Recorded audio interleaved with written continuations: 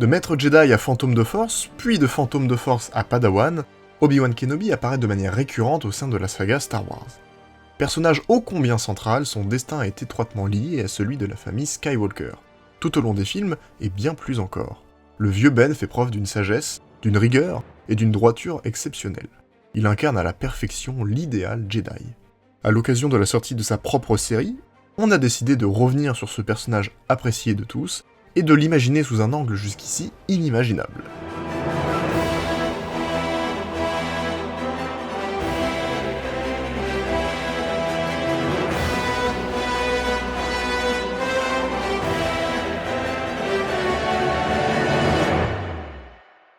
Oui, il est hautement improbable qu'Obi-Wan puisse basculer du côté obscur.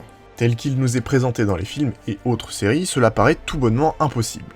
Mais de changer cela, c'est justement le but de la vidéo, alors prière de ne pas nous tenir rigueur de cela. Le Obi-Wan qui vous sera présenté dans cette vidéo sera forcément un peu différent, plus influençable, ne vous en étonnez pas. Bon, avant toute chose, remettons les choses dans leur contexte. Cela fait des années que la guerre dure entre la République et les forces séparatistes du puissant Comte Dooku. Ce dernier vient d'ailleurs de porter un sérieux coup à la République en ayant capturé le chancelier Palpatine, la figure ultime de la démocratie républicaine. Deux valeureux chevaliers Jedi sont alors envoyés afin de le libérer des griffes du terrible comte, Anakin Skywalker et son maître Obi-Wan Kenobi. Ils parviennent aisément à s'infiltrer à bord du vaisseau séparatiste et à découper tout droïde qui se trouvait sur leur passage. Ils y sont enfin, dans la salle où est retenu le chancelier. Un dernier rempart et pas des moindres se dresse tout de même devant eux, le comte Dooku. Les deux Jedi s'approchent avant de saluer le Seigneur Sith. L'heure est au combat. Les sabres laser s'allument sous les yeux impuissants du chancelier. Les deux parties s'observent, se jaugent. Obi-Wan tient fermement Dooku en joue, et glisse lentement du côté de Palpatine. Maintenant à la hauteur du chancelier, Kenobi marque une pause. Puis assène un violent coup d'estoc en destination du chancelier. Sa lame est redirigée et ne fait que transpercer le sol du vaisseau. Anakin avait été assez réactif pour agir. Tout en maintenant sa lame, ce dernier croise le regard de son maître. Pourquoi avoir tenté d'assassiner le chancelier ? Pour le comprendre, il faut retourner un peu en arrière, dans l'épisode 2, lorsqu'Obi-Wan est prisonnier du comte Dooku. À cette occasion, le comte essaye d'attirer Obi-Wan à son côté.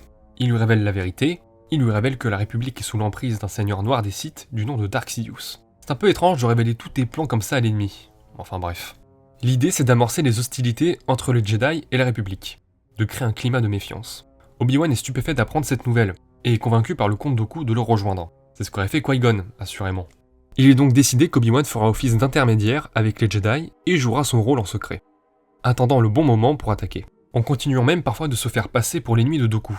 Il se fait secrètement l'apprenti du comte, car ce dernier ne souhaite pas alerter Sidious qu'il compte bien renverser à l'aide de son nouvel apprenti.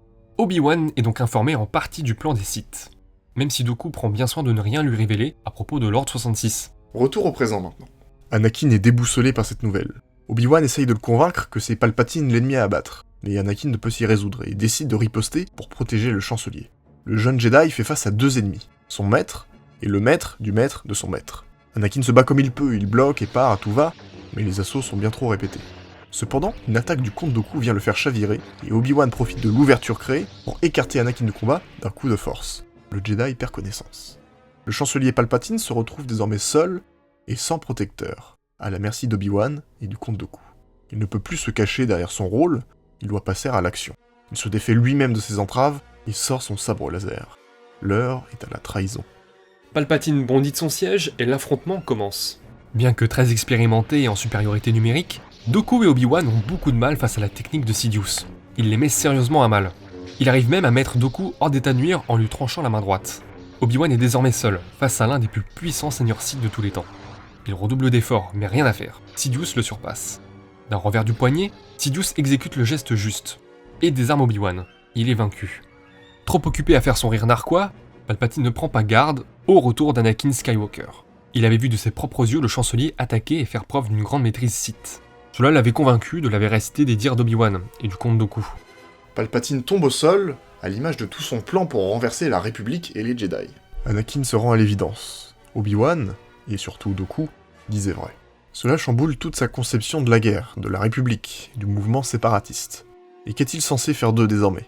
Il reste des traîtres aux yeux de l'ordre établi et du Conseil Jedi.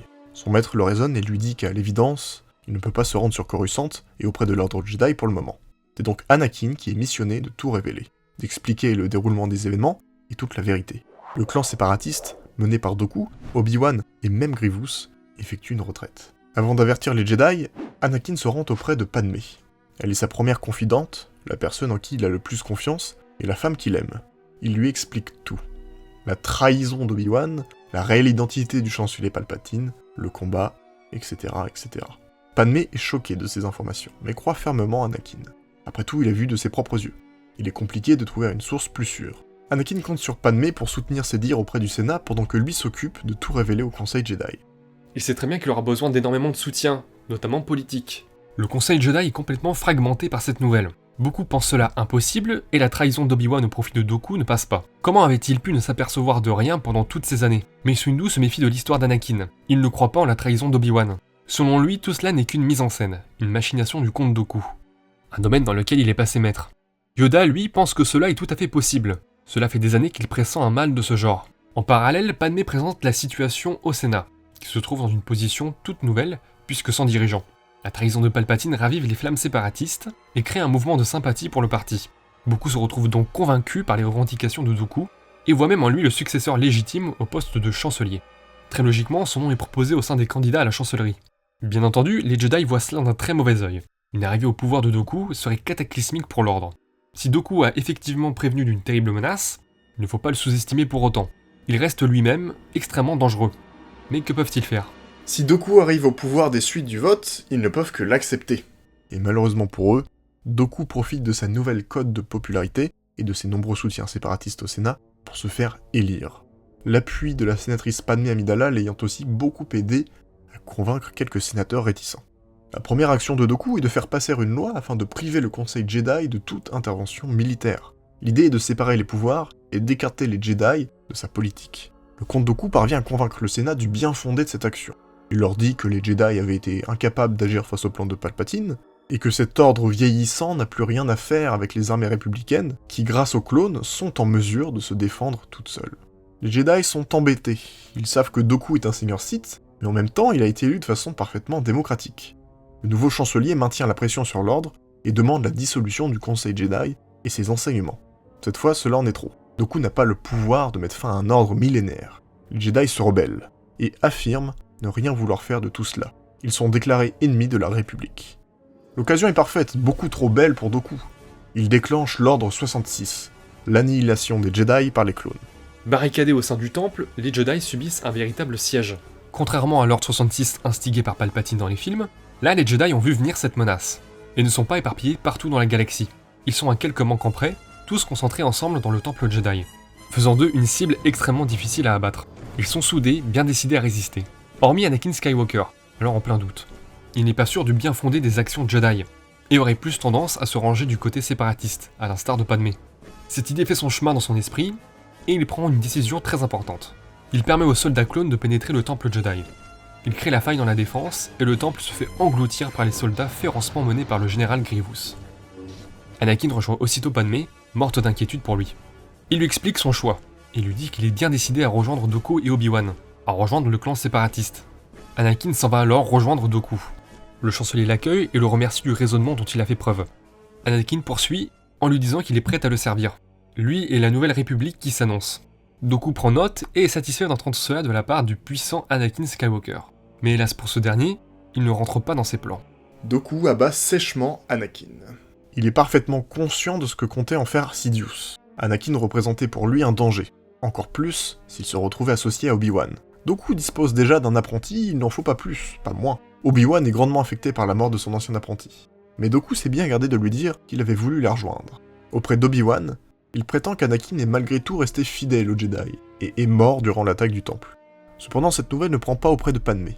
Elle est consciente que Dooku cache quelque chose, car elle sait très bien qu'Anakin, après l'avoir quitté, se dirigeait en direction du chancelier, afin de le rejoindre dans sa lutte. Même si la perte d'Anakin l'affecte énormément, la naissance de ses deux jumeaux, Luke et Leia, la réconforte quelque peu. Pendant des années, Dooku et Obi-Wan traquent et tuent les derniers Jedi. Cependant, deux de leurs plus grands maîtres leur échappent inlassablement, Maître Yoda et Mace Windu.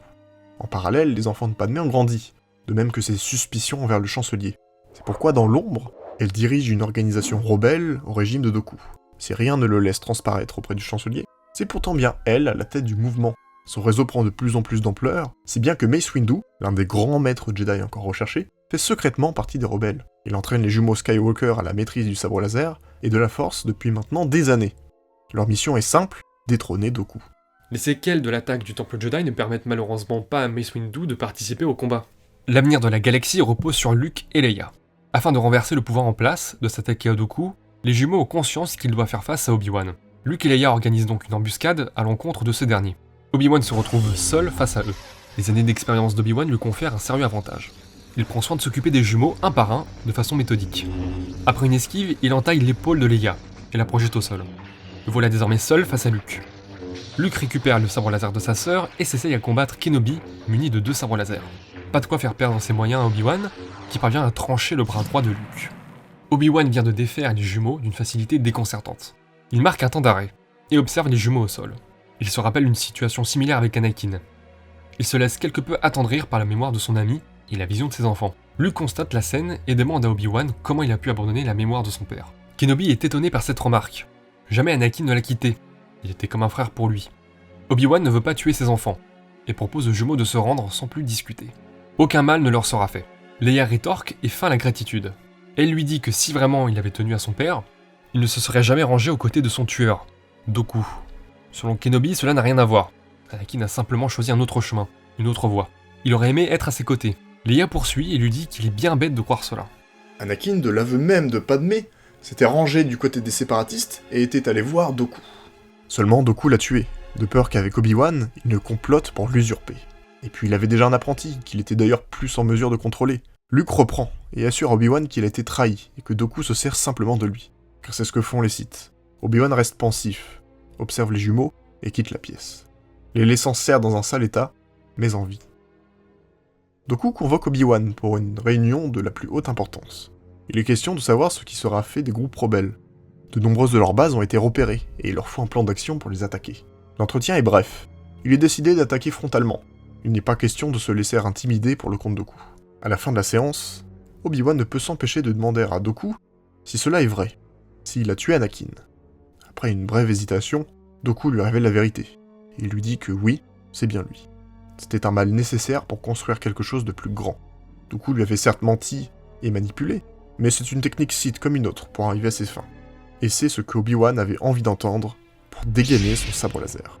Sa lame vient se fracasser sur celle du chancelier Dooku. Malheureusement vieillissant, Dooku n'arrive pas à tenir la cadence effrénée d'Obi-Wan. Dooku se fait embrocher et perd la vie. L'élève prend la place du maître, car c'est ce que font les Sith. Seulement, Obi-Wan n'a aucune intention de gouverner la galaxie. Il a par 2 fois été déçu des voies de la Force, aussi bien Jedi que Sith. Il décide donc de s'exiler aux yeux de tous, et de ne plus jamais refaire surface. Kenobi se condamne lui-même à ressasser son passé et ses erreurs en boucle. Sans leader, le régime initialement mis en place par Dooku s'effondre, et les groupes rebelles reprennent le pouvoir. La sénatrice Padmé Amidala est grandement pressentie pour reprendre les rênes du pouvoir, avec ses enfants Luke et Leia à la tête des armées.